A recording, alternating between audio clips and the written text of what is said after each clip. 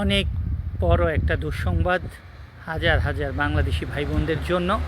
2022, 23 আর 24 সালে আপনারা যারা নুল্ল অস্তা পেয়েছেন ইটালিতে আসার জন্য, সেটা এগ্রিকালচার ভিসা হোক, হোটেলের ভিসা হোক বা সুবর্দিনাতো হোক, এরকম হাজার হাজার নুল্ল অস্তা ক্যান্সেল করা শুরু হয়ে গেছে গতকাল থেকে। ইটালির বিভিন্ন শহরে বিভিন্ন কাপ পাত্রনাতো উকিলদের কাছে তাদের স্পিডের মাধ্যমে এগুলি আসা শুরু হয়েছে।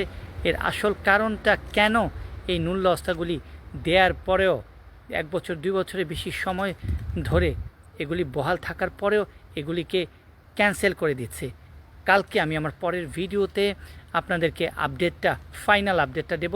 আজকে আপনারা ইটালিতে 2022, 23 আর 24-এর ডেক্রেতো ফ্লুসিতে যারা নুল্ল অস্তা পেয়েছেন, যাদের মাধ্যমে আপনারা এগুলি পেয়েছেন, আপনারা কি কি লেনদেন করেছেন আপনারা ভালো করেই জানেন।